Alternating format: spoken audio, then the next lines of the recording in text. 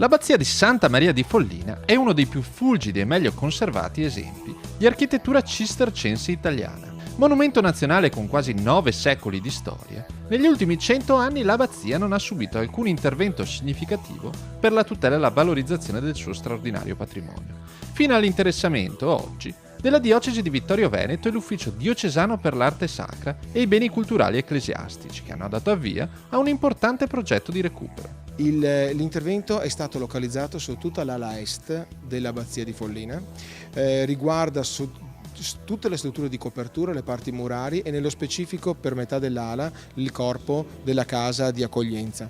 È un intervento che per contratto è stato definito da concludersi in circa 365 giorni, quindi un anno, quindi noi per Natale prossimo dovremmo aver completato l'intervento. Molto più che un semplice intervento di manutenzione straordinaria, ma un progetto di valorizzazione che punta a far rinascere questo straordinario luogo di pace e preghiera per farne una casa di accoglienza per il turismo religioso. Dalla riqualificazione delle ex celle, infatti, verrà ricavata una foresteria composta di 9 camere con bagno, spazi comuni, per una capacità totale di 25 ospiti. Questa opportunità del restauro della ex foresteria, nuova casa religiosa di accoglienza, ci dà l'opportunità appunto di offrire un certo tipo di turismo, tra virgolette, ecco, a quei pellegrini, a quelle persone che vogliono condividere la nostra spiritualità, il nostro carisma, la nostra accoglienza, ma è anche la nostra preghiera, chiaramente. Ecco, quindi sarà veramente un'occasione importante di condividere tutto ciò, anche sulla scia i percorsi del Beato Toniolo. A condurre i lavori l'impresa Lorenzon Costruzioni di Pieve di Soligo, che si è aggiudicata l'appalto e sta proseguendo la conservazione delle parti originali con cautela e perizia, grazie a maestranze esperte nel restauro.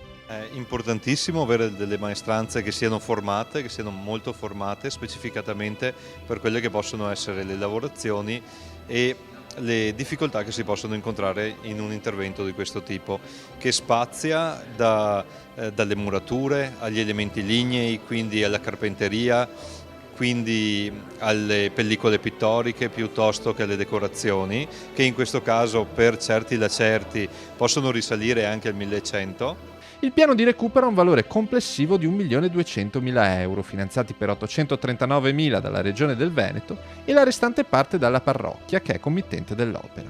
Un impegno a cui stanno contribuendo anche molte realtà economiche del territorio. È una realtà ancora produttiva, la nostra. Ho fatto 25 visite a altrettante imprese, tutte hanno apprezzato il progetto, buona parte di loro, per dirla tutta, 25 di loro o hanno già contribuito o si sono impegnati a contribuire. Certo che manca molto ancora. Lancio l'appello a chi vuole contribuire a contribuire.